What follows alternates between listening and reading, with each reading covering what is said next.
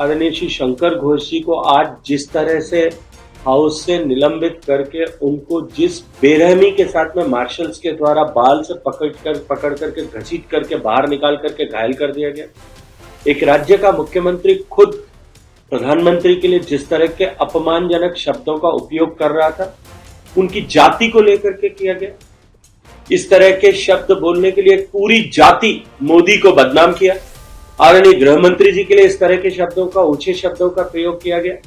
प्रधानमंत्री जी की दिवंगत माता जी के लिए आपत्तिजनक शब्दों का इस्तेमाल ऐसे मंच से किया गया और उसके बाद लीडर ऑफ अपोजिशन का बयान आया। प्रत्येक व्यक्ति की मां बराबर सम्मान की हकदार है। एक ऐसी पार्टी का लीडर है फ्लोर ऑफ द हाउस पर जो संसद में विपक्ष की सबसे बड़ी पार्टी, ऐसा जिम्मेदार व्यक्ति अगर इस तरह के गैर जिम्मेदाराना व्यवहार करता है, अनुचित व्यवहार करता है, तो वो और भी अधिक निंदनीय हो जाता है कि आज गरीबी की रेखा से बाहर निकल पाए। जब हमारी सरकार आएगी, जो कभी आना संभव नहीं है, जब हमारी सरकार आएगी तो हम इस जीएसटी को समाप्त कर देंगे। आज देश दिवाली मना रहा है कि जेब में अब डिस्पेंसेबल इनकम बचेगी। मुख्यमंत्री ममता बनर्जी ने खुद आपत्तिजनक शब्दों का इस्तेमाल संवैधानिक पद पर बैठे हुए आदरणीय प्रधानमंत्री जी के लिए किया है और कहीं ना कहीं हमने देखा कि चीफ विप के साथ जो हुआ वो घायल अवस्था में थे, एम्बुलेंस से उनको अस्पताल ले जाना पड़ा और बीते दिनों भी हमने देखा कि बिहार में वोटर अधिकार यात्रा के दौरान भी ऐसे ही आपत्तिजनक शब्दों का इस्तेमाल। सर देखिए, जो कुछ भी हुआ और आज पूरे देश ने पश्चिम बंगाल की विधानसभा में जो दृश्य देखा, निश्चित रूप से देश के लोकतंत्र में विश्वास रखने वाले, देश के लोकतंत्र में आस्था और श्रद्धा रखने वाले सभी लोग निश्चित रूप से आज आहत हुए होंगे। 3 दिन के इस विधानसभा सत्र में जहां कल बिना किसी कारण के नेता प्रतिपक्ष भाजपा के नेता शुभेंदु अधिकारी जी को विधानसभा से निलंबित किया गया,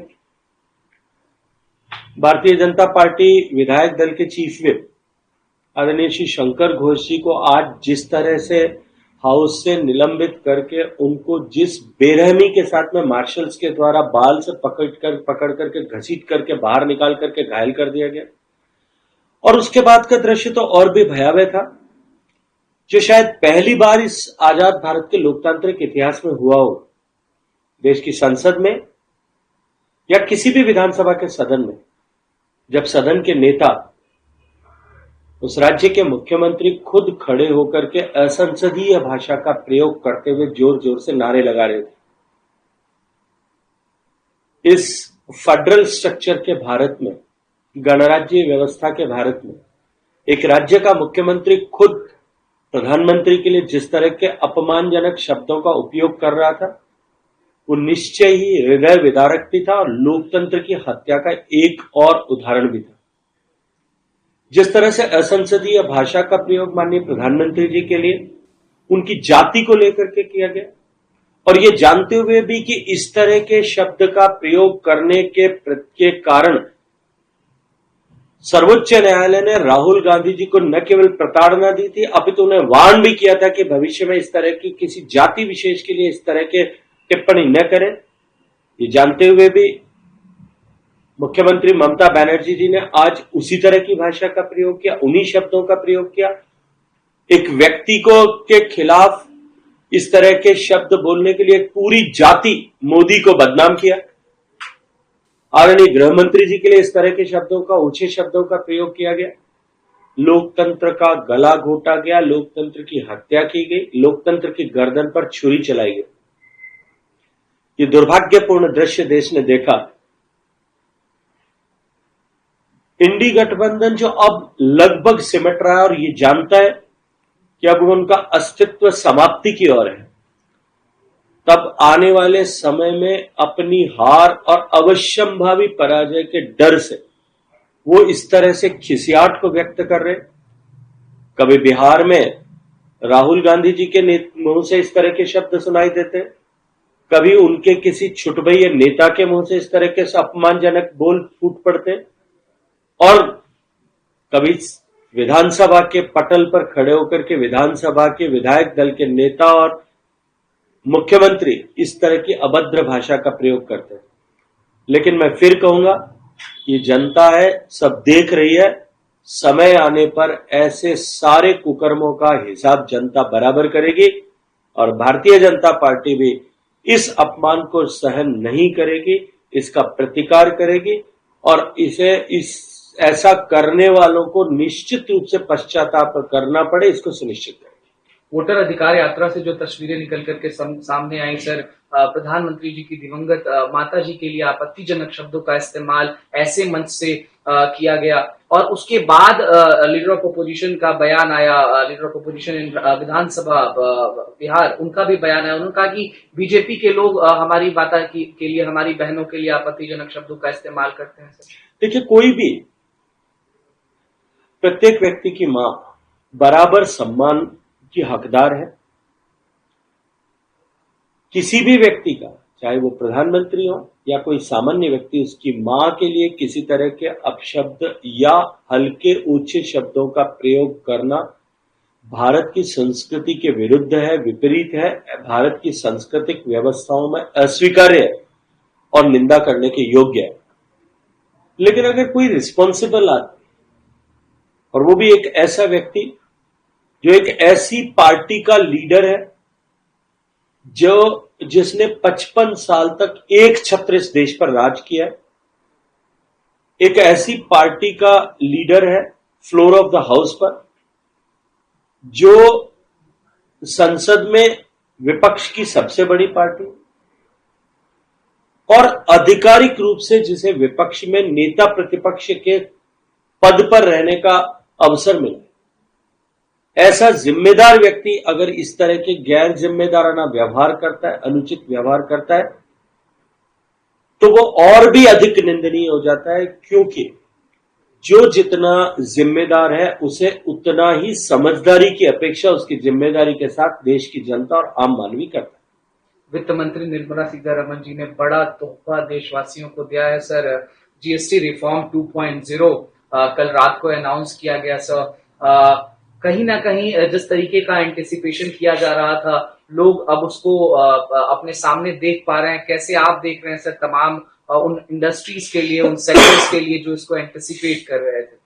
देखिए, 2014 में जब देश के प्रधानमंत्री बनने का सौभाग्य नरेंद्र मोदी जी को देश की जनता ने दिया, तब से लेकर के 2-3 प्रमुख आधार स्तंभों पर देश की सरकार ने माननीय मोदी जी के नेतृत्व में काम किया।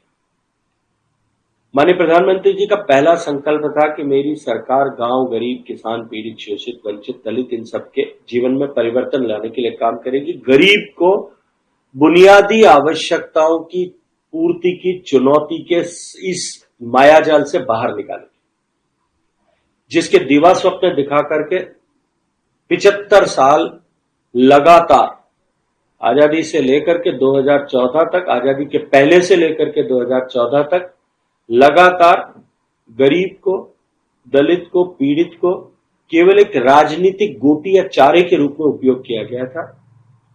दूसरा, देश की अर्थव्यवस्था जो खस्ताहाल थी, बुरा हाल थी, भारत की अर्थव्यवस्था को फ्रेजाइल 5 इकोनॉमीज में शामिल किया गया था। वहां से निकाल करके देश की अर्थव्यवस्था को हम रोबस्ट अर्थव्यवस्था बनाएं और उसके लिए सब तरह के प्रयास करें। माननीय प्रधानमंत्री जी के ये दोनों संकल्प सिद्ध हुए, ऐसा दिखाई देता है। आज देश में 30 करोड़ लोग सरकार की योजनाएं और प्रभावी रूप से प्रधानमंत्री जी के नेतृत्व में उनको अमली जामा पहनाने, धरातल पर उतारने के चलते हुए